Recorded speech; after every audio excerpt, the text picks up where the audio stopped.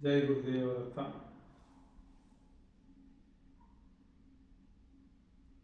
ప్రేమస్వరూపులారా, దత్తభగవాన్ చెంతకు చేసిన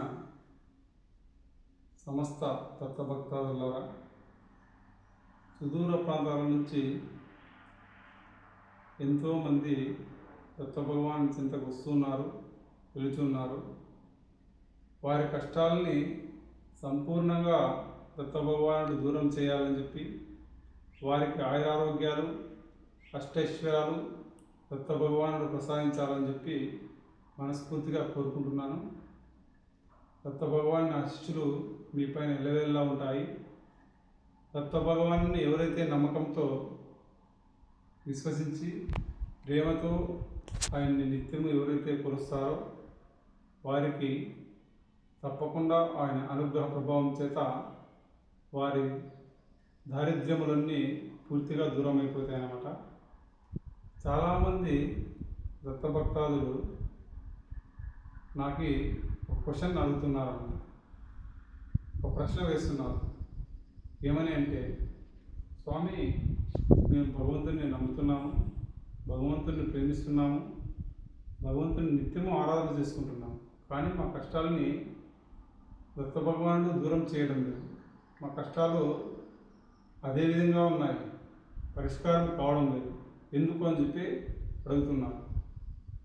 భగవంతుణ్ణి మనం సంపూర్ణంగా నమ్మినప్పటికీ పూర్వజన్మ కర్మ ప్రభావములు అనేవి, గ్రహదృష్టి ప్రభావములు అనేవి మన పైన సంచరిస్తూ ఉంటాయన్నమాట. అవి మనల్ని ఆడిస్తూ ఉంటాయన్నమాట. కాబట్టి పూర్వజన్మ కర్మదోషాలు పరిహారం కావడానికి, అదేవిధంగా గ్రహాలలో చెడు దృష్టిని ప్రసాదించి అష్ట కష్టములను ప్రసాదించే శని మహాత్ముని దృష్టి మన పైన దూరం కావడానికి మన పురాణాలలో ఒక కథ తెలియజేయబడింది అన్నమాట. సూత మహర్షి తన శిష్యులకి ఈ విధంగా తెలియజేశాడు. పూర్వము దిగ్భుజుడు అనే మహారాజు సాలంగి అనే మహాసామ్రాజ్యాన్ని పరిపాలన చేస్తూ ఉండేవాడు. ఆ సామ్రాజ్యము ఎంతో సుఖ సంతోషాలతో, ఆ సామ్రాజ్యంలోని ప్రజలందరూ ఆయురారోగ్యాలతో అష్టైశ్వర్యాలతో ఎప్పుడూ నిత్య సంతోషాలతో ఉండేవారు. దానికి కారణం ఏమప్ప అంటే, ప్రభువు అయినటువంటి దిగ్భుజుడు అనే మహారాజు తన ప్రజల్ని తన కన్నబిడ్డల వడే కాపాడుకునేవారు. ఏ కాలంలో యజ్ఞయాగాలు నిర్వహించాలో ఆ కాలంలో యజ్ఞయాగాలు నిర్వహించేవారు వర్షాలు రావడానికి. అదేవిధంగా ఆ సామ్రాజ్యంలో ఉండే ప్రతి దేవాలయంలోనూ నిత్య పూజలు, నిత్య హోమాలు, యజ్ఞాలు నిర్వహించేవాడు అన్నమాట.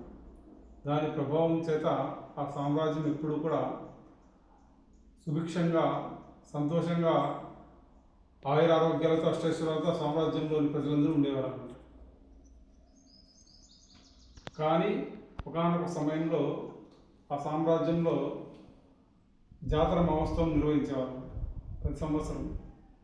అదేవిధంగా ఒక సంవత్సరము జాతర మహోత్సవం నిర్వహిస్తుండగా నవగ్రహాల్లో శనికి అగ్రపూజగా ఎప్పుడు నిర్వహించేవారు.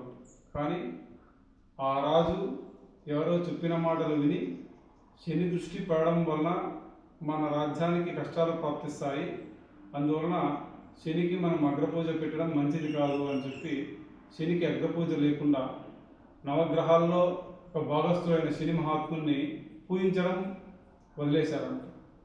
తద్వారా శని ఆగ్రహానికి ఆ రాజ్యం గురి కావాల్సి వస్తుంది. ఆ సమయంలో ఆస్థానంలో ఉండే విద్వాంసులందరినీ పిలిచి తన రాజ్యం శనిగ్రహ ప్రభావం చేత చాలా ఇబ్బందులకు గురి కావస్తుంది, సకాలంలో వర్షం కురియడం లేదు, మనం యజ్ఞయాగాలు నిర్వహించినప్పటికీ ప్రతి దేవాలయంలో పూజా కార్యక్రమంలో నిత్యము నిర్వహిస్తున్నాము, అయినప్పటికీ కూడా రాజ్యంలో కరువు కాటకాలు తాండవిస్తున్నాయి. దీనికి కారణం ఏమని చెప్పి ఆస్థాన విద్వాంసుల్ని అడగడం జరిగింది. అప్పుడు ఆస్థాన విద్వాంసులు, మనం ప్రతి సంవత్సరము జరిపే జాతర మహోత్సవంలో శనికి పూజ చేయకపోవడము, శనికి తగిన పూజా కార్యక్రమాలు నిర్వహించకపోవడం ద్వారా శని ప్రభావము మన సామ్రాజ్యం పైన పడింది. అందువలన అనావృష్టి ప్రాప్తించి అనావృష్టి ప్రభావం చేత వర్షాలు పడక మనకి పూర్తిగా కరువు కాటకాలు మన సామ్రాజ్యానికి ప్రాప్తించాయి ప్రభు అని చెప్పి తెలియజేశారు. అప్పుడు ఆస్థాన విద్వాంసులు దానికి పరిష్కారాన్ని తెలియచేయమని చెప్పి రాజు అడిగినప్పుడు ఈ విధంగా తెలియచేశారు. ఊరికి దక్షిణ భాగమున ఇప్పుడు కూడా శ్మశానం ఉంటుంది ప్రభు. ఆ శ్మశానానికి కారణమేమప్ప అంటే ఊరికి దక్షిణ భాగంలోనే శ్మశానం ఉండాలని చెప్పి మన పురాణ వచనం అన్నమాట. కావున ఊరికి దక్షిణ భాగంలో శని మహాత్మునికి సంబంధించి ఒక దేవాలయాన్ని నిర్మించి ఆ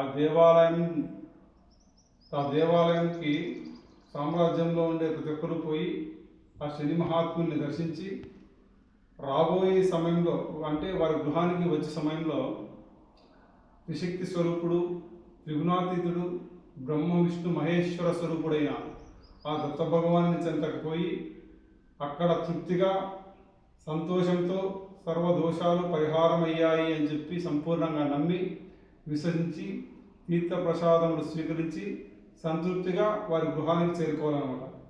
తద్వారా శని ప్రభావం దూరమయ్యి ఆ సామ్రాజ్యానికి సకల సుఖ సంతోషాలు, ఆ సామ్రాజ్యంలో ఉండే ప్రజలందరికీ కూడా ఆయురారోగ్యాలు, అష్టైశ్వర్యాలు ప్రాప్తించి సకాలంలో వర్షాలు కురిచి ఆ సామ్రాజ్యము అభివృద్ధి పథంలో ముందుకు పోతుంది ప్రభు అని చెప్పి తెలియజేశారు. శ్రావణ మాసం వచ్చింది. ఆ శ్రావణ మాసంలో దక్షిణముఖంగా